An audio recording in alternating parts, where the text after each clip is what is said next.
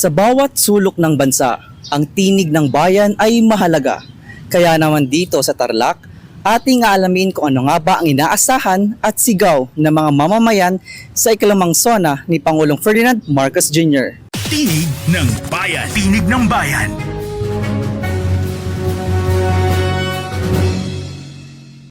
Sana bumaba yung gas ganun, tapos mga alisin na yung mga kurakot sa gobyerno.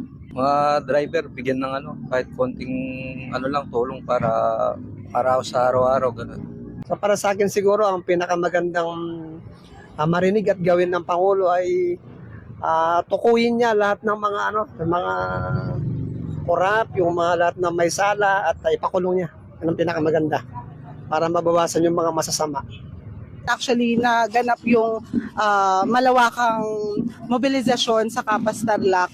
At ito dito, maraming mga iba't ibang barangay, especially mga communities from Aita community, ang nananawagan sa ipanawagan yung kanilang karapatan. So maganda sana na marinig natin yun sa SONA ni President BBM dahil naniniwala tayo na ang ligtas na espasyo, hindi lang naman ito para sa ilan, para sa lahat. That includes also the marginalized community at yung very own communities natin na nasa Kapas na patuloy na pinahihirapan ng mga militar, ng mga kapulisan. Kailangan natin masolusyonan yun. So yun sana yung makita natin at marinig natin sa speech na gagawin ni President Bongbong Marcos. Sana nga na mabanggit niya na tungkol sa mga factory o mga paggawa ng iba't ibang factory dito sa Pilipinas na ipagtibay niya para sa ganon magkaroon ng maraming trabaho ang mga kapwa natin Pilipino. Bukod doon, siguro maganda rin kung magkakaisa-kaisa nga. Wala nang away-away pero wala na, naisampa na kasi yung kaso tungkol diyan. Kaya hintayin na lang siguro kung anong dapat na mangyari.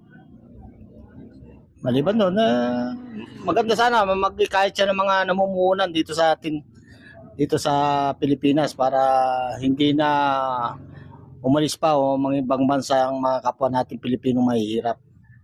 Simple lang, gusto ko bumaba yung kuryente, tapos yung tubig, lalong-lalo na dito sa Tarlac, 7 o'clock wala ng tubig, tapos mataas yung singil. Kailangan gawin niya ng aksyon, hindi yung sa Senate niya pinapadaan pa. Pwedeng siya rin naman, pwede niyang idesisyonan yun di ba?